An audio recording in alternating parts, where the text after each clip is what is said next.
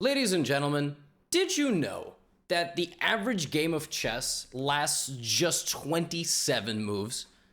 Did you also know that 80% of statistics are completely made up? Anyway, throw that aside for a moment because the game that I'm going to show you today is over 100 moves long, and it was played between two players with the average rating of about 300. This game was sent to me by James, all right? James told me that this was a game from a long time ago when he was first a beginner at the game, but now using some of my videos and probably some others as well, he has grinded up to 1,000 and is rated 1,700 at Blitz, right? Who doesn't have a massive disparity between their ratings that high in regular chess as well as doing puzzle solving? So I'm going to show the game. I have retired from competitive chess as of yesterday, but I have definitely not retired from competitive video making and having just a laugh at the pain of this beautiful game that we enjoy. So this is over a 100 move game, which means the content is going to be off the charts. Buckle up, especially if you're driving. And hopefully if you're watching this while you're driving, you're not holding your device. James is playing with the black pieces. His opponent, name is shortened, Murtaza from Germany. And they get honorary Grandmaster titles. These were not given to them by FIDE. They were given to them by me. So e4, e5, and so far so good. You know, bishop c4, knight f6. I mean, bishop's opening. Maybe Murtaza was going for the scholar's mate. You know, queen f7, trying to win in 4 moves. Now, if you want to do this, you should probably begin with queen h5. Just saying, like if 4-move checkmate is what you want to do. But bishop c4 is fine, and the player's just, you know, developing more or less normally. This is a really bad move because the bishop should not be blocked in by pawns. You've got to be thinking about, you know, putting the bishop out a little bit more aggressively where it has a target. In this position, I always also like to recommend knights before bishops, because the knights, you kind of know where they're going to go. The bishops, you don't always know where they're going to go. So bishop d6, but both sides castle. I mean, really, can I argue with this? I mean, they're 300, they castled on move 4. This is amazing. Really, truly, this is amazing. Like now, you know, it's time to develop the other knight. It's time to move your second pawn into the middle, either 1 or 2 squares, as long as the trade is fair. But knight g5 is played here. Okay, knight g5 is not ridiculous. Maybe Murtaza back then, you know, took a look at a fried liver video and said, I'm gonna go do a fried liver. Yeah, this is nowhere near a fried liver. Just a friendly reminder that the fried liver is this, and it actually has a point. Actually, technically, this is not even the fried liver. The fried liver is taking on f7. This is technically, well, this is actually the Traxler. I suppose the fried liver is like d5, or, you know, this is, I guess, technically the fried liver attack. But this is when the knight actually takes on f7. But you're going for the fried liver with the move knight to g5. Yeah, this is not it because black doesn't have a weakness there. And if you're playing here with black, you should actually just attack the knight, because getting the 2 pieces like this is totally fine. Knight and bishop are much better than a rook and a pawn. Much better. 8, 9 times out of 10, like black already has advantage because white just lost the only activity that they had, right? So in the game, black gets scared, plays queen e8. Do I hate the move queen e8? No, as long as it's not a blunder, I'm good. You know, so far so good. Now, well, white, you know, keeps the knight out here and brings out the queen. You might be wondering why these 300s have not hung all their pieces yet, but this is a good game. This was a very, very good game. Shout out to James for sending it to me. I love this move by black. Not afraid, just developing another piece. d3. Trying to get this bishop out, right? And maybe this knight out as well. Now here, again, it's not too late to attack the knight, because the knight really can only go back. If the knight was going to take, it would have done it 100 times already, right? So you might as well, with your h-pawn, ask the question to the knight. That's what that's called. Ask, what are its intentions? And if the knight retreats, well, the pressure's off. Knight d4, and now black is attacking white. So I would recommend that you ask the question to those pieces. Black instead asks the question to this bishop. I don't hate this move. I don't hate that move at all. And if the bishop goes here, you're going to take it, right? And get rid of the pressure. I love it. I love this move. White plays bishop b5. It's not the worst move in the world. Getting the bishop out of the way, black attacks the bishop. I mean, very logical chess being played thus far. All right, bishop goes to a4. And now black can sort of fulfill their prophecy and take the bishop. But black is 300. Black already forgot that the idea was to take the bishop, right? So black just goes back. So nothing has changed.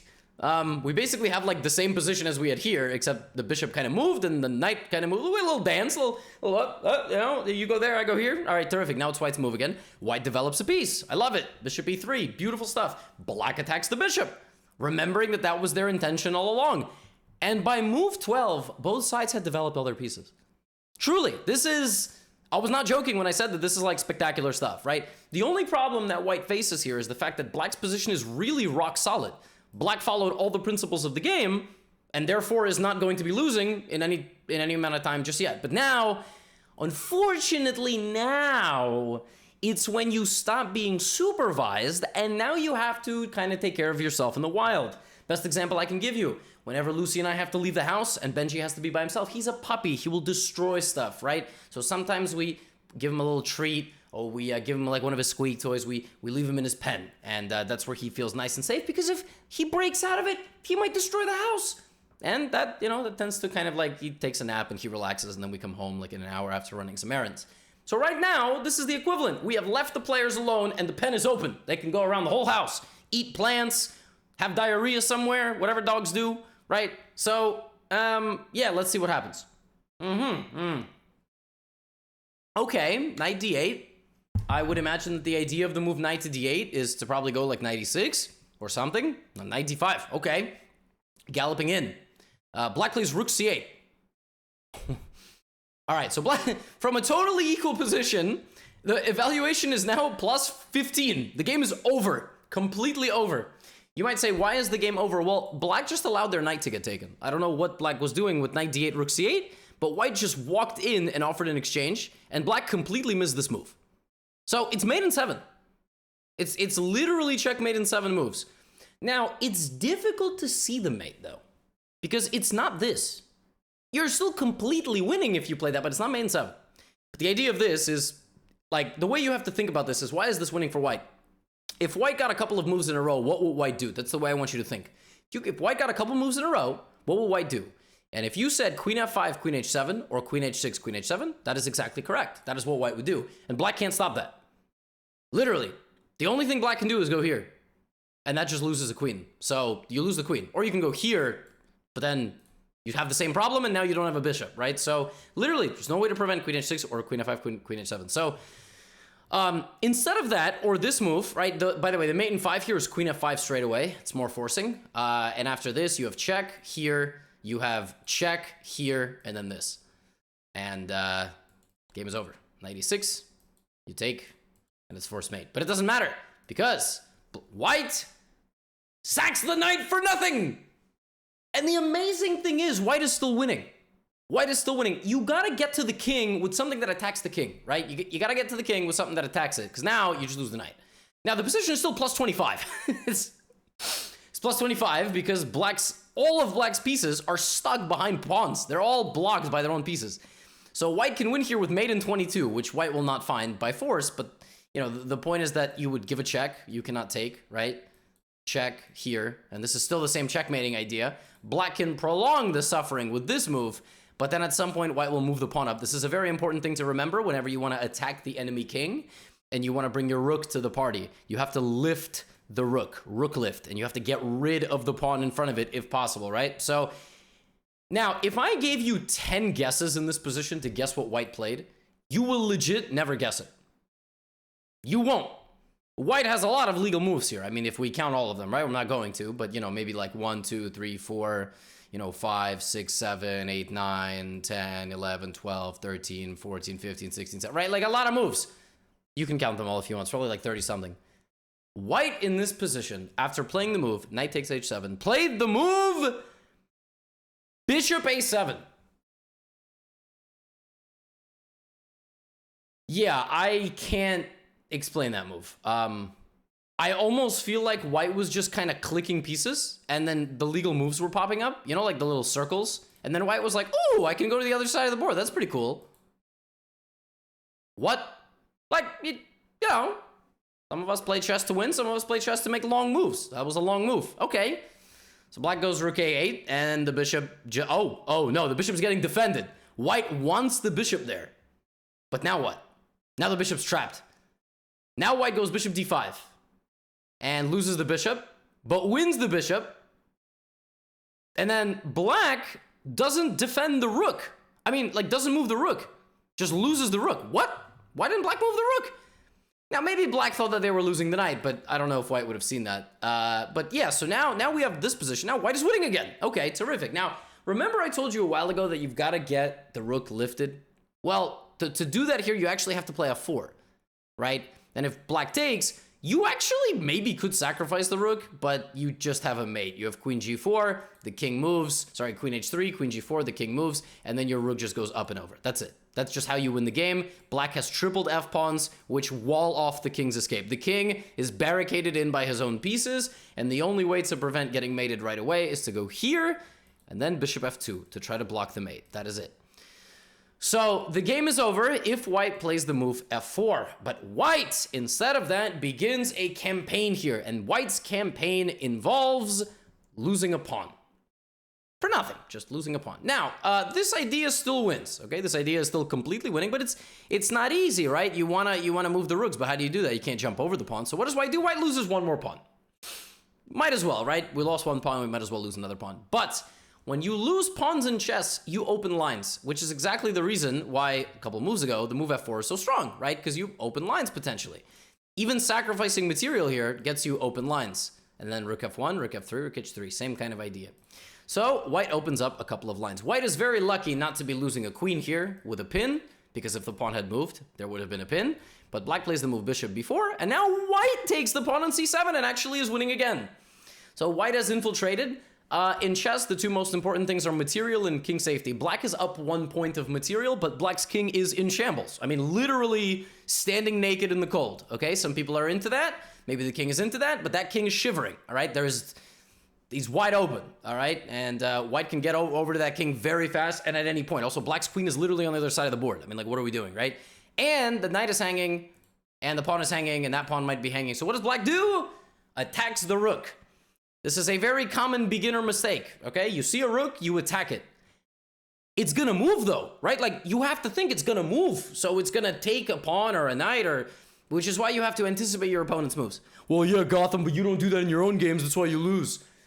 Yeah, but not like this bad, you know what I mean? Like, I do it in different ways. But yes, that's why I'm so critical of myself when I make my own recaps.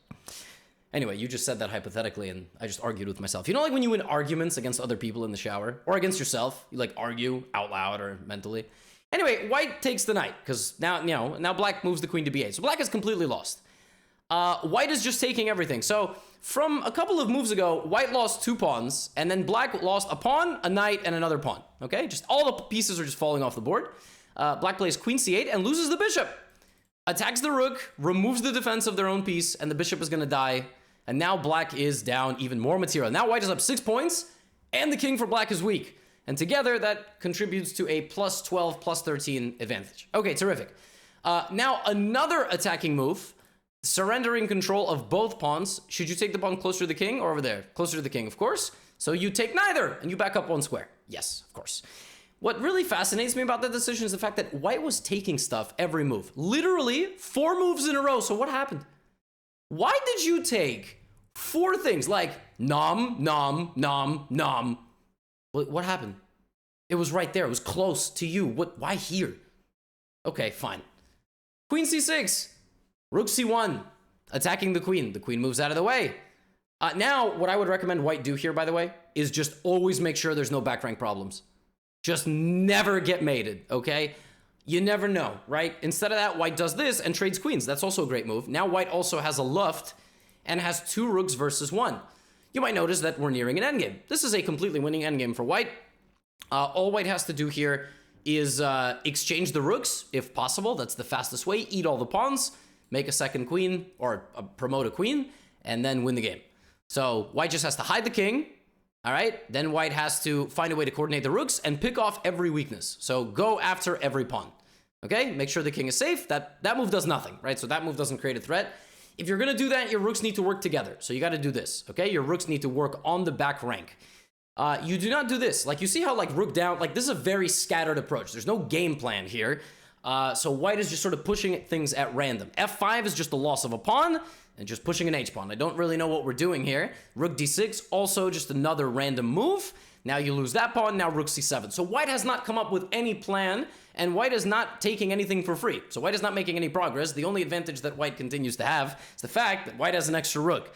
All right, black plays rook f5. The person with 1 rook is on fight or flight mode. They're just gonna take free pawns. So, like, they're going down to the f2 square, right? So, rook d7. Finally, Finally, we have come up with a game plan. Target things together with our rooks. The problem is that black has done a very good job, hunted down a few pawns, and white cannot take the pawn on f7, which is very frustrating. So since you can't take the pawn on f7 because it's defended, white takes the pawn on f7 and loses the rook. Your only responsibility was to not lose the rooks. The only way you could have done that is to put a rook where it could be taken by a pawn or a rook. That's it. I suppose by a king, but in this case, it's defended. And now we are in a 3-on-3 endgame. Oh my goodness. Now, what's funny is that this could have been holdable if white didn't trade. This is very instructive. The king and pawn endgame is losing for white because black has a faster 2-on-1 and this king is very far away. So look, king g2, because the king has to go stop the pawns, right? You need to focus on your assets here. So b4, king f2, a5, king e2, a4, king d2. But now the king can stop the pawns. So you use the permanent threat of b3, a3 to now bring your king up. And white has nothing. White has to stay right in this square or the pawns will promote. These pawns cancel out. Because the second the king goes, b3, a3, black's pawn sneaks through. So that black uses that as a decoy, and then we'll come here, take this pawn, and slowly win the game. Okay? That is literally the winning plan. King f5, and then this king will go to g4, make sure that pawn doesn't exist anymore, and come back and support those pawns. That's a long-term winning plan of the endgame. White had to not trade rooks. Keeping the rooks on would have held the draw, because the rook can continue to harass the weaknesses. Very instructive, right? Simplifying, you have to understand. h4. All right, so completely lost position if black does this. But this is move 42. We are nowhere near the end. We have to play this entire endgame. Are you ready, kids? Aye, aye, captain. King g7. And now it's a draw again because of the absolutely amazing opportunity to walk the king, trade this pawn, and this king went the wrong way. All right, h5. You got to be more active with the king, guys. You got to do this. Or a5, b4. This has to come because this is not scary, okay? So king g7, h5, and here for the life of... why did black not go here? Like, why did black go here? Like, just walk up to the pawn! Oh my goodness, king h7. Now white is like, oh man, I can't push that pawn anymore, so I play a3. Now the game is over. If black just plays a5, b4, pawn majority, breaks through, that's it. The king is too slow. King is nowhere near the square, okay? And cannot get a jetpack, cannot get a Tesla and drive him over there. Now black decides to move up. Oh my goodness, push your pawns. White at this point is like, I can't move any pawns, so white naturally moves the king. Passively, not moving up, not moving toward this pawn, because if they had gone to g2, there's a chance maybe they win the game, okay? Maybe they still win the game. All right, still, the first rank crawl just boop, boop. Black plays a5, finally. King f2, oh goodness. And you'll notice that the way you have to win this with black is use this as a decoy, bring in your king, use it as a decoy, and get to the final pawn and promote. Does that happen? No, of course not. King f2, b4, king f3, what? We're just not even doing, we're just letting the pawn go. The pawn doesn't go! What? He just played a5 and b4, and then he stopped. He was 3 squares away from having a queen. Oh, now white takes. Oh, now the king, no. Okay, again, see here, king c3 would have been good, but king c1, and that's it, folks. Black has won the final pawn, and now it's smooth sailing. How many moves was that, Gotham? Well, I don't know. Queen. So, 57 moves. All right? Now, we have something known as the 50-move rule. All right? When a piece does not get captured, and there are no pawn pushes forward, for 50 moves, the game ends in a draw. Black has 50 moves to checkmate white. And black begins the process. Now here, the fastest way to do this is to cut the king off into a box, okay? The lowest possible amount of squares. In this case, it's already defended. Just make sure you don't stalemate. Make sure the king always has a move. The easiest way to do it is the corner trap with an extra breathing square. And that's it. You can run around. King just dances in the corner. You bring the king. The way I teach this to people is you do not give a check with black until it's mate. You don't give a check. You just block off squares. In this case, you could give a check, but you don't have to. You can like block off the squares with your queen. But okay, here come the checks. All right, again, back rank. The king is on the final rank. Cut him off. But that doesn't happen. We chase the king. We chase the king. We chase the king. Now we're like, wait a minute, we got to use our king. All right, terrific. King runs voluntarily to the back rank. The king literally runs to the back rank. Now it's mate in 1. Mate in 1, queen c8. No. Mate in 2. No. Cut the king off. Mate him. Oh, all right. Cut him off. No. He's running away. Okay, it's mate in 2 again. You have like, some million mates. King b6. All right. I mean, king g3. Okay, all right. There we go. All right. Process beginning once again. Yes. Oh, we're right there. Oh, it's mate in 1. Queen f7. Oh! Queen c8, and now the king's gone running again. King is escaping. Queen c7 back. Will the king actually walk himself to the back rank once again? Maybe. That's it. Queen g7 is mate in 1. No. Are we gonna have one more opportunity? Will the king mate himself again? Yes, thank you. Front check or the escape check. Oh, good God. All right, okay. All right, we can do this, I promise.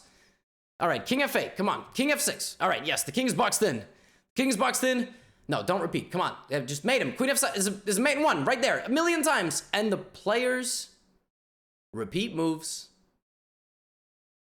And the game ends in a draw.